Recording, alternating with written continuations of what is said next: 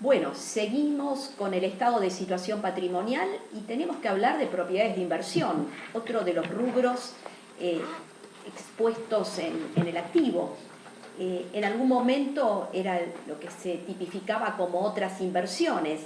En este momento las normas contables hablan de propiedades de inversión, aquellos terrenos, aquellos inmuebles donde la idea es alquilarlos o porque están alquilados o la intención es alquilarlos o sencillamente esperar que aumente su valor.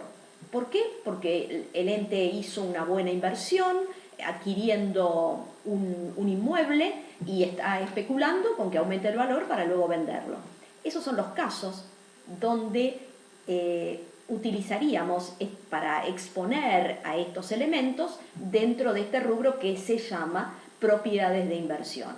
El resto de las inversiones no corrientes serán expuestas como otras inversiones. Solamente como propiedades de inversión, entonces, los inmuebles alquilados o donde la intención es esperar a que aumente el valor y entonces venderlos en algún momento.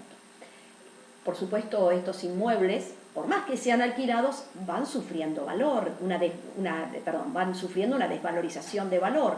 Esa desvalorización, que posiblemente se calcule de manera lineal, si acaso es el edificio, por supuesto, no el terreno, será expuesta en el estado de resultados dentro, entiendo yo, como dentro de otros egresos, porque si dentro de otros ingresos están los alquileres, si acaso estamos hablando de un arrendamiento no financiero, sino de un arrendamiento operativo, el activo, por más que esté alquilado, se va desvalorizando y esa desvalorización sistemática se reconocerá como otros egresos. Vamos a hablar luego de ello en el estado de resultados y en algún anexo de esta información complementaria también se expondrá cuál es el valor de origen, cuál es la desvalorización sistemática que se produjo y el destino de esas depreciaciones en el ejercicio, a dónde fueron expuestas, en qué línea del estado de resultados están expuestas. Y así se llega a la medición al cierre del periodo. Esas propiedades de inversión, entonces, van a ser expuestas en el activo por separado del resto de las inversiones.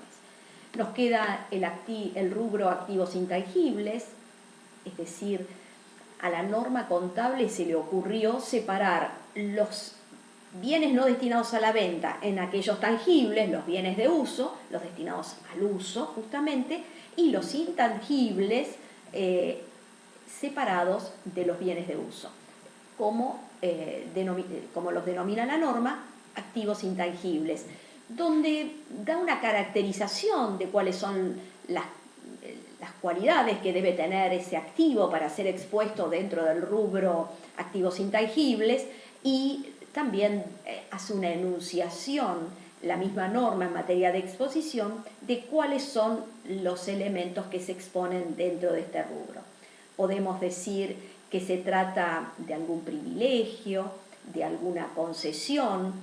Estamos hablando de que tiene que haber existido una operación de compra, es decir, con esto estamos descartando que dentro de este rubro se expongan los activos intangibles generados internamente. Por otra parte, cuando vimos el rubro participación en otras sociedades, dijimos esas participaciones accionarias medidas a valor patrimonial proporcional pudieron, en el momento cero, dado que se midieron al costo, pudieron haber reconocido algún intangible que el ente en el cual participamos no pudo haber reconocido, pero aquí como hubo una operación, una transacción de compra de esa participación accionaria, quizás haya convenido separar del costo de esa inversión inicial cuánto era valor patrimonial proporcional contable, cuánto era mayor valor, producto de que no todas las partidas el ente emisor las había medido al costo, y otra parte que eran los intangibles, la porción de los activos intangibles generados internamente por el ente emisor y que el ente inversor reconoce en el momento cero,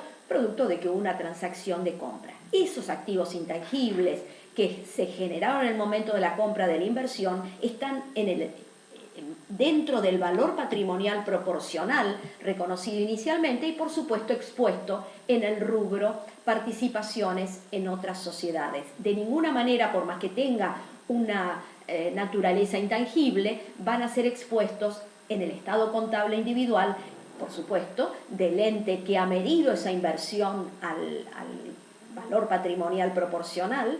De ninguna manera va a estar expuesto dentro de los activos intangibles. Cuando decíamos dentro de este rubro van a estar aquellos activos que representan privilegios, franquicias, que carecen de tangibilidad, hasta la norma contable ha tenido que decir, y que no se corresponde con créditos, porque a ver si alguno puede creer que el crédito, o pensar que el crédito comercial es un activo intangible. El crédito comercial da origen a operaciones de compra-venta y en el caso de una venta a crédito, por supuesto, habrá sido expuesto ese crédito pendiente de cobro dentro del rubro créditos por ventas. Entonces, dentro de este capítulo, activos intangibles, evidentemente nos vamos a encontrar con una porción muy, muy pequeña de activos. Podrán surgir concesiones que se hayan obtenido, algunos derechos a utilizar y a explotar a lo mejor comercialmente, previo pago de un canon, un sector de una plaza para vender algo. Podemos entender que dentro de estos activos intangibles pueden estar las patentes que se han obtenido para fabricar con exclusividad determinado producto durante un tiempo determinado, las marcas, siempre y cuando no sean generadas internamente, sino que correspondan a una compra donde haya, para la norma contable, por supuesto, haya objetividad en la cuantificación y haya sido reconocido ese activo intangible marca en los estados contables.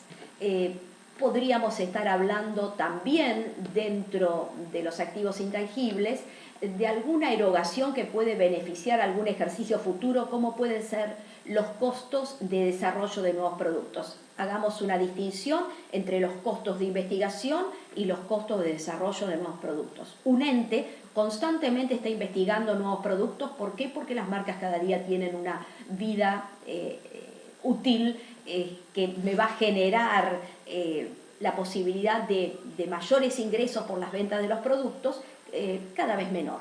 Entonces, estos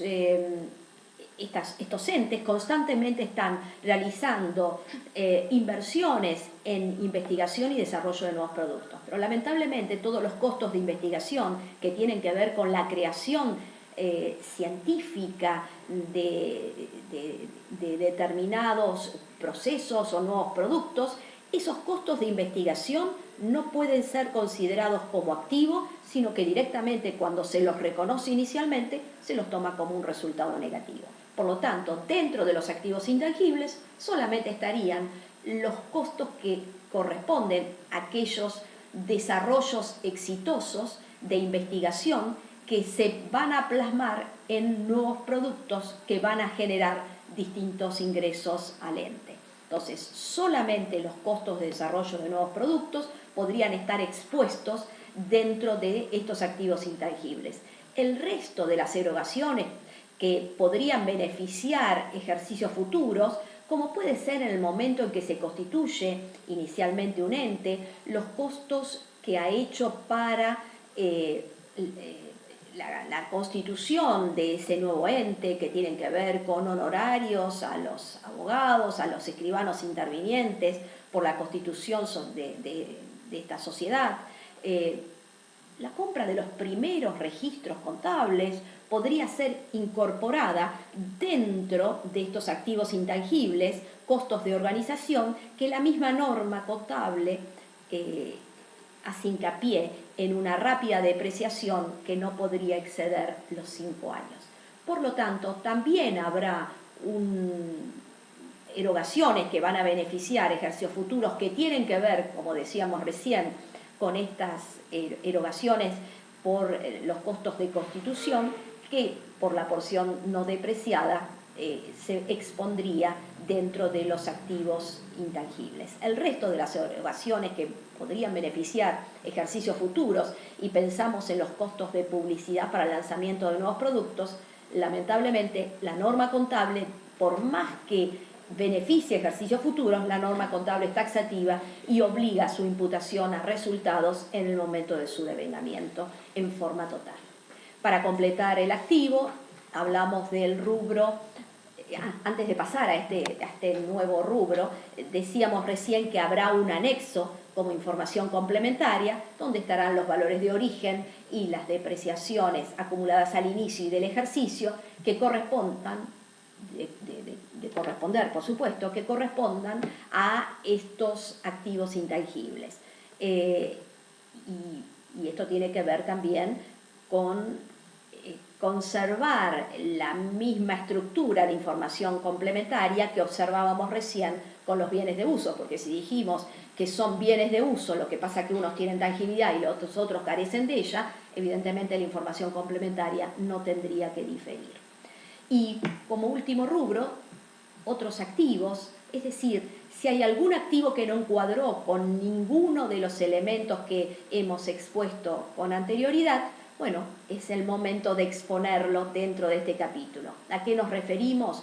Nos referimos, por ejemplo, a bienes de uso desafectados. ¿Por qué? Porque ha cambiado, quizás previo a una reorganización societaria, ha cambiado la forma de llevar adelante los negocios y se ha desafectado algún bien de uso, y entonces esos bienes de uso, hasta tanto sean vendidos, podrían o deberían, mejor dicho, estar expuestos dentro de dentro de este capítulo, otros activos. Bueno, de esta manera terminamos el activo y vamos al pasivo. Pasivo separado en cierto e incierto. Los pasivos ciertos, segregados, diferenciando la naturaleza de ese pasivo. Y me parece muy razonable. ¿Por qué? Porque no tienen el mismo grado de exigibilidad. Esos pasivos ciertos, exigibles o no exigibles, pero que haya una fecha en que sabemos que se van a tener que cancelar. ¿Por qué? Porque cumplen con la definición de pasivos que da el marco conceptual. Esos pasivos ciertos, segregados en ¿a quién se le debe el dinero? ¿El compromiso a pagar va a ser a proveedores de bienes y servicios? Bueno, ese capítulo será deudas, pero comerciales. La deuda, ese pasivo cierto, se ha tomado con una institución financiera por descubiertos bancarios que tendrán que ser al cierre del ejercicio reclasificados como préstamos, o porque se ha tomado un préstamo, no interesa la forma en que se hayan pactado el pago de intereses, esos pasivos con instituciones financieras serán expuestos dentro del acápite préstamos. Si ese pasivo lo tenemos con empleados por las remuneraciones periódicas, no, por supuesto aún no devengadas y no abonadas, o por las diferidas.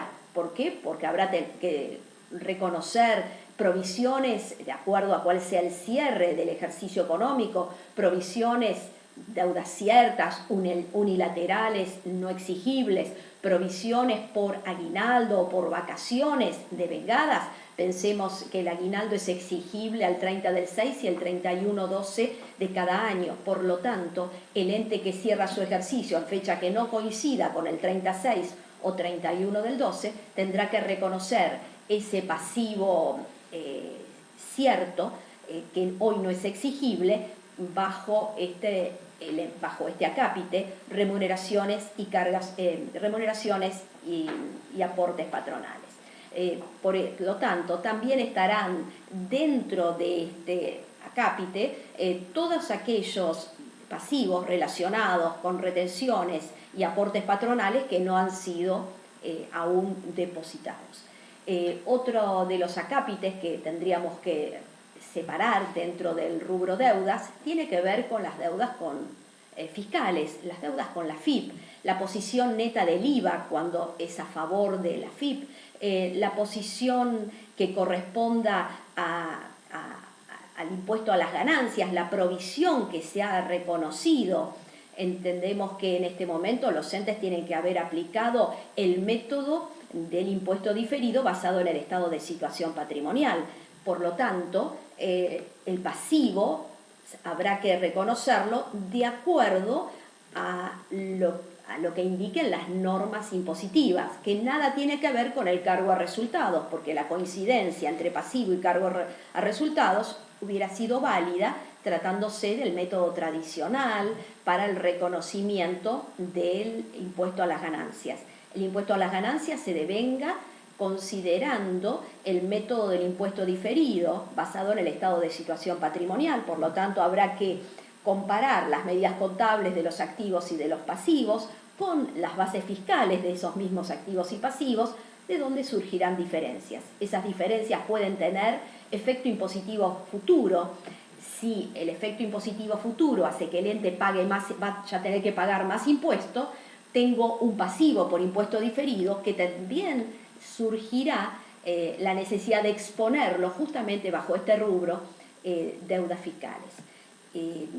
Por otra parte, si de esa comparación surge que hay partidas con efecto impositivo futuro que nos van a ahorrar el pago de impuesto, bueno, eso da lugar a un activo por impuesto diferido y entonces ese activo por impuesto diferido, si la posición neta fuera de activo, será expuesta dentro de otros créditos en el estado de situación patrimonial.